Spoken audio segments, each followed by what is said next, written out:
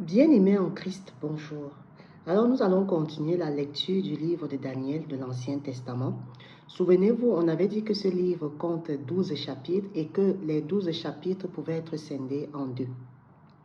Dans la première partie, on devait évoquer ici les expériences, les parcours un peu de Daniel et de ses amis. Et dans la deuxième partie, on devait avoir beaucoup de révélations prophétiques. Le premier chapitre ici, on a un peu parlé de la fidélité que Daniel et ses amis avaient vis-à-vis de Dieu. Je vous invite à regarder la vidéo. Dans la deuxième partie, on avait parlé de l'interprétation du rêve de Daniel vis-à-vis du roi babylonien. Le troisième chapitre ici, ça parlait également de la fournaise. On retombait encore dans la fidélité que Daniel et ses amis devaient avoir vis-à-vis de Dieu.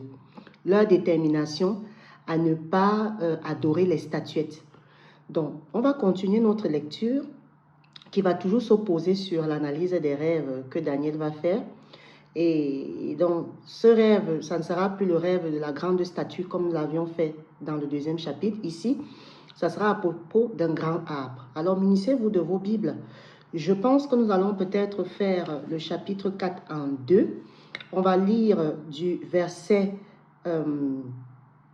1 jusqu'au verset 25 et la deuxième partie, nous allons lire la suite du chapitre. Donc, munissez-vous de vos Bibles et nous allons lire.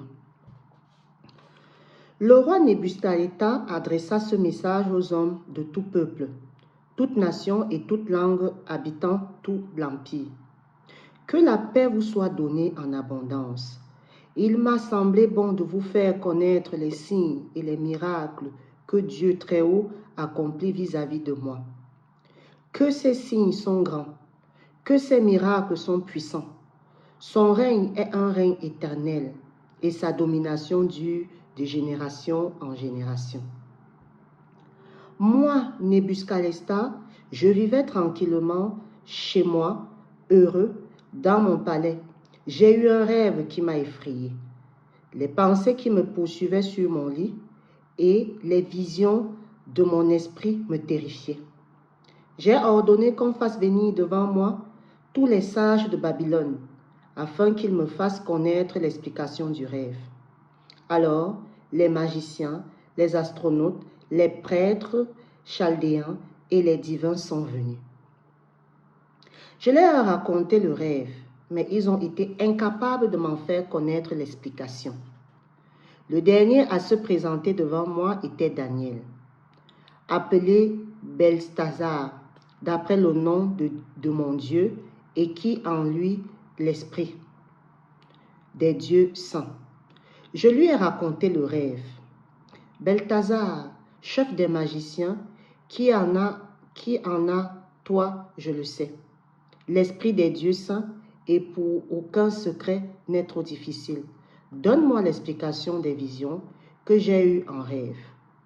Voici quelles étaient les visions de mon esprit pendant que j'étais sur mon lit. Je regardais et j'ai vu qu'il y avait au milieu de la terre un très grand arbre. Cet arbre était devenu grand et fort. Sa cime touchait le ciel et on le voyait des extrémités de la terre. Son feuillage était beau et ses fruits abondants. Il portait de la nourriture pour tous. Les bêtes sauvages s'abritaient sous son ombre. Les oiseaux faisaient leur nid dans ses branches et toutes les créatures tiraient leur nourriture de lui. Dans les visions qui se présentaient à mon esprit, pendant que j'étais sur mon lit, voici ce que j'ai vu. Un veilleur, un saint, est descendu du ciel. Il a crié avec force en disant: abattez l'arbre et coupez ses branches, secouez son feuillage et dispersez ses fruits. Que les bêtes s'enfuient loin de son abri et les oiseaux loin de ses branches. Mais laissez en terre le tronc avec ses racines. Attachez-le avec des chaînes, en fer et en bronze, au milieu de l'herbe des champs.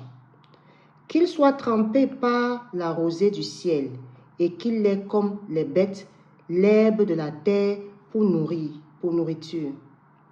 Son cœur d'homme lui sera enlevé et un cœur de bête lui sera donné. Puis, 7 ans passeront sur lui. Cette parole est un décret des veilleurs. Cette décision est un ordre des saints, afin que les êtres vivants reconnaissent que le Très-Haut domine sur toute la royauté humaine. Qu'il la donne à qui le désire et qu'il peut y faire accéder le plus bas des hommes. Voilà le rêve que j'ai fait. Le roi Nebuchadnezzar.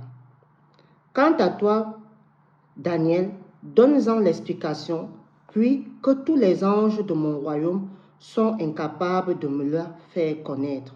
Toi, tu en es capable, car il y en a en toi l'esprit des dieux saints. Nous allons donc nous arrêter ici et nous allons continuer la suite de ce chapitre 4 que je préfère scinder en deux. De manière générale, ce premier chapitre décrit juste le rêve que, une fois de plus, le roi de Babylone a eu à avoir lors de ses nuits. Et bien entendu, une fois de plus encore, les magiciens, les gens de sa cour n'arrivent pas à expliquer ce rêve-là. Alors, nous allons nous retrouver pour la deuxième partie pour comprendre l'explication que Daniel va donner à ce rêve et en ressortir l'enseignement pour nous-mêmes.